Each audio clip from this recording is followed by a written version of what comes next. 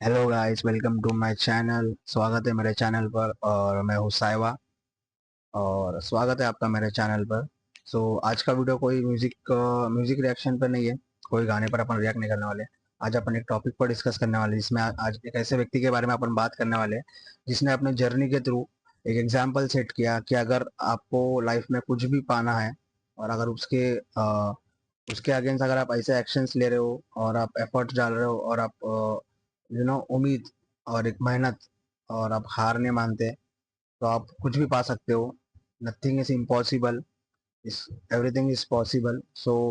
Impossible को possible करना करके दिखाया है, जिसने कभी सोचा भी नहीं होगा कि उनकी जर्नी उनको यहाँ तक लेके आएगी।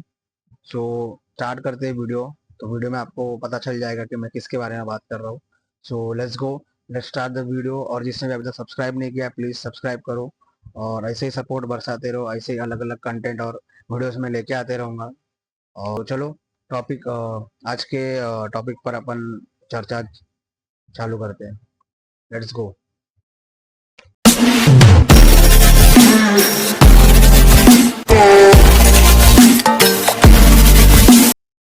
इमेजिन करो, अगर कोई एक लड़का जो इंजीनियरिंग की पढ़ाई करता है और फिर इंजीनियरिंग की पढ़ाई करने के बाद वो रैप म्यूजिक में एंटर करता है और जिसमें वो लोगों को लोगों को सच्चाई दिखाता है, देश की सच्चाई सामने लाता है। और फिर वही लड़का उम्मीद बनकर पॉलिटिक्स में उतरता है। आज की स्टोरी है बालिन शाह की, जो एक ऐसा इंसान जो प्रूव किया कि अगर आपके इरादे स्ट्रांग हो तो सिस्टम को भी बदला जा सकता है। सो ये स्टोरी है बालिन शाह की, जिनका एक्चुअल नाम बालेंद्र शाह है और जिनका जन्म हुआ है नेपाल में, काठमांडू शहर में। और इन्होंने इंजीनियरिंग की पढ़ाई की थी और उसके बाद अर्बन अर्बन प्लानिंग की भी पढ़ाई की थी। पर इनके अंदर एक हिडन टैलेंट था गाइस, जो था रैप म्यूजिक। और उनके लिए म्यूजिक एक म्यूजिक सिर्फ म्यूजिक नहीं था। उनके लिए म्यूजिक एक ऐसा रास्ता था जिसके थ्रू वो लोगों के सामने सच्चाई रख सके, अपने इरादे अपने सोच रख सके। सो इसी म्यूजिक के थ्रू उन्होंने बहुत सारी चीजें चेंज किए, जिसके बारे में अपन अभी नेक्स्ट बात करेंगे। इसे रैपर का जो उनका सफर है उसके ऊपर बात करते हैं। सो इंजीनियरिंग की पढ़ाई करते वक्त उनकी मुलाकात हुई रैप म्यूजिक से और फिर उन्होंने एंट्री किया नेपाल हिप हॉप में, जिसमें उन्होंने सिर्फ म्यूजिक नहीं था, उनके गानों में करप्शन, पॉलिटिक्स की गलतियां और सोसाइटी की प्रॉब्लम्स शामिल थे उनके गानों में। ये सब उन्होंने वीडियोस में बनाया। इसके ऊपर उनके गाने भी है बहुत सारे, इसमें वो सोसाइटी के प्रॉब्लम्स के बारे में बात करते हैं, पॉलिटिक्स की गलतियों के बारे में बात करते हैं और करप्शन के बारे में बात करते हैं। और यूथ को उनका स्टाइल बहुत पसंद आया और धीरे धीरे यूथ को उनका स्टाइल बहुत पसंद आया और फिर धीरे धीरे नेपाल हिप हॉप में उनके जो पॉपुलर रैपर्स थे उनका जगह बन गया वहाँ पर, उन्होंने उनका जगह बनाया वहाँ पर। और लोगों ने उनको बहुत सपोर्ट भी किया। लेकिन सिर्फ गाने बनाना उनके लिए सिर्फ आसान नहीं था, क्योंकि सिस्टम के खिलाफ बोलना आसान नहीं होता। क्योंकि जब वो सिस्टम के खिलाफ लड़ना शुरू शुरू किए थे, उन्हें बहुत क्रिटिसाइज भी फेस करना पड़ा। बहुत सारे लोगों ने उन्हें सीरियस भी नहीं लिया स्टार्टिंग में, बट वो फिर भी हार नहीं माने। अपने इरादों से वो लड़ते रहे, अ, अपनी हिम्मत कभी हारी नहीं उन्होंने। और बाद में उन्होंने अपने म्यूजिक के थ्रू लोगों को सोचने पर मजबूर कर दिया कि सच में हालातें कैसी है और बदलने कितनी ज़रूरी है देश के लिए। और फिर लोगों को बहुत सारी चीज़ें समझे, जैसे जैसे लोग को उनकी अ, अ, उनके सोच पर भरोसा हुआ, तो वो लोग उनके साथ उनके कम्युनिटी के साथ जुड़ गए। तो यहाँ यहाँ पर वो इंजीनियर से रैपर बनने की उनकी ये सफ़र थी। तो अब देखते हैं अब वो रैपर से लीडर कैसे बने, अपन इस पे थोड़ा चर्चा करते हैं। बालन शाह को एहसास हो गया था कि सिर्फ म्यूजिक के थ्रू चीजें चेंज नहीं किया जा सकता, सिस्टम चेंज नहीं किया जा सकता। सिस्टम को चेंज करने के लिए सिस्टम के अंदर घुसना पड़ेगा और मैदान में उतरना पड़ेगा। इसी थॉट के साथ उन्होंने फैसला कर लिया था कि अ, उनको पॉलिटिक्स में उतरना ही पड़ेगा, तभी ही कुछ चेंजेस होंगे। इसी सोच के साथ 2022 में उन्होंने काठमांडू के मेयर के इलेक्शन में लड़ा। और ये इलेक्शन उनके लिए बहुत बड़ा इलेक्शन था, क्योंकि और बहुत चैलेंजिंग था। क्योंकि इंटरेस्टिंग बात ये थी कि वो कोई बड़े पार्टी से नहीं थे, so as a individual candidate वो लड़ रहे थे, और जिसके सामने वो लड़ रहे थे वो ऑलरेडी बड़े बड़े पॉलिटिकल पार्टी थी। के लिए ये बहुत बड़ा चैलेंज था कि उनके सामने उनका जीतना कितना डिफिकल्ट है, बट फिर भी लोगों ने ट्रस्ट किया। लोगों ने उनके विचारों पर, उनके को बदलने की उनके अंदर एक विचार है, उनके ऊपर ट्रस्ट किया लोगों ने, और वही ट्रस्ट के साथ बालिन शाह की होती है जीत और वो बन जाते हैं मेयर। इसी से उनकी पॉलिटिकल जर्नी की होती है शुरुआत। सो ये था सफर उनका रैपर से लीडर बनने तक का।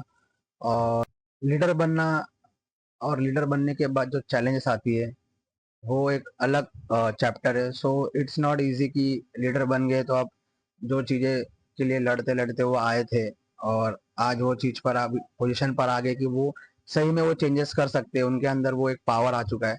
लेकिन इसका मतलब ये नहीं है कि वो इजी होगा उनके लिए टास्क। सो देखते हैं अभी उनके लिए क्या चैलेंज था, और फिर यहाँ से वो जर्नी उनको कहाँ पर लेके गई। सो लेट्स देखते। वो मेयर तो बन चुके थे, लेकिन मेयर बनने के बाद इतना इजी नहीं था उनके लिए वो पोजीशन को होल्ड करके रखना। सो बालिन शाह ने मेयर बनने के बाद सिटी में बहुत सारी चेंजेस लाई। इलीगल इंफ्रास्ट्रक्चर पर एक्शन लिया, सिटी की साफ सफाई पर एक्शन ध्यान दिया, और साथ में अर्बन प्लानिंग पर भी काम किया। बट की बात है कि पुराने पॉलिटिक्स सिस्टम को चैलेंज करना इतना इजी नहीं था, उनको वो क्रिटिसाइज भी फेस करना पड़ता कहीं कहीं, पर उन्होंने हार नहीं मानी। उन्होंने अपने एज अ मेयर अपना पूरा ड्यूटीज निभाना ज़रूरी माने, और वो सोसाइटी के प्रॉब्लम्स पर ध्यान दिए।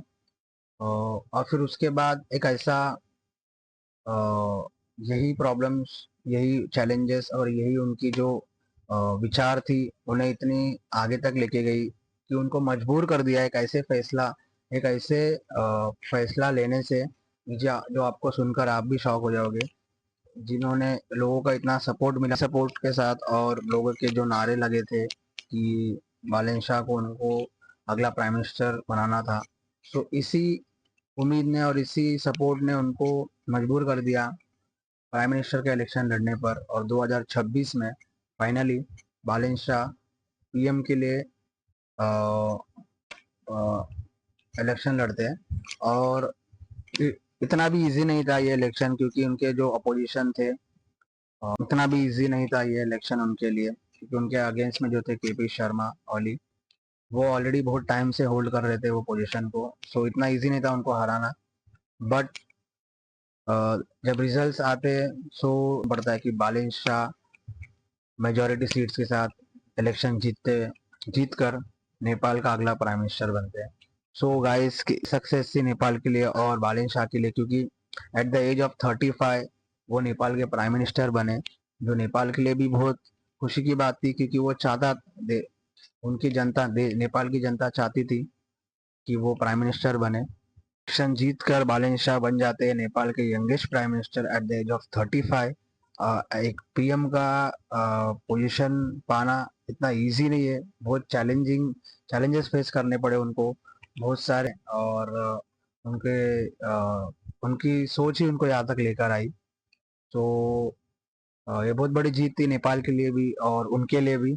सो देखते हैं अभी पीएम बनने के बाद क्या क्या उनका सफर कैसा रहता है और नेपाल में क्या डेवलपमेंट्स वो लाते हैं। ये तो एक फ्यूचर की बात है। बट ये थी कहानी गाइस बैलेंस शाह की। ये बहुत इंस्पिरेशनल और मोटिवेशनल जर्नी है, क्योंकि इतना इजी जर्नी नहीं था, इसमें बहुत सारे चैलेंजेस थे। बहुत सारे ऐसे चैलेंजेस भी थे जहाँ पर हार मानने का भी मन हुआ होगा उनका, but he never give up. But वही बात है कि ये जर्नी से गाइस मेरे को कमेंट करके बताओ कि आपको इनके जर्नी से ऐसा कौन सा लेसन है जो आपको सीखने मिला, और प्लस ऐसा कौन सा एक लेसन है जो आप अपने ऊपर भी इम्प्लीमेंट करोगे। अगर पर्सनली मैं अगर मेरा व्यू बताऊं तो मुझे उनके इसमें एक जो जुनून था, उनका एक quality of never give up, वो वाला क्वालिटी मुझे बहुत पसंद आया। क्योंकि इतना इजी जर्नी नहीं था, आपको भी पता है कि जो उनके उनके लाइफ में क्या क्या चैलेंजेस आए रहेंगे, और at the age of 35 PM बने हो। तो वो जो जुनून था कि अपने ड्रीम्स पर गिव अप मत करना। आपको जो चीज़ पाना है उसके लिए लड़ते रहो, चाहे कितनी भी मुश्किलें आए, लड़ते रहो और एक ना एक दिन वो हासिल होगा। मैं ये क्वालिटी उनसे लेकर अपने इसमें इम्प्लीमेंट करूँगा, करते आया हूँ वैसे, बट ये क्वालिटी मुझे ज़्यादा पसंद आई। सो आपको कौन सी क्वालिटी पसंद आई और आप कौन सा क्वालिटी अपने खुद पर इम्प्लीमेंट करोगे, ये कमेंट करके बताओ। और कैसे लगा आपको ये वीडियो, ये भी बताना, और ये फॉर्मेट कमेंट करके बताओ मुझे कैसे लगा। और लाइक करो, शेयर करो ज़रूर, और शेयर इतना करना कि नेपाल के लोगों तक पहुंचना चाहिए ये वीडियो। और सब्सक्राइब करो जिसने अभी तक सब्सक्राइब नहीं किया। सो मैं मिलता हूँ आपको अगले वीडियो में अगले रिएक्शन के साथ। तब तक के लिए पीस आउट।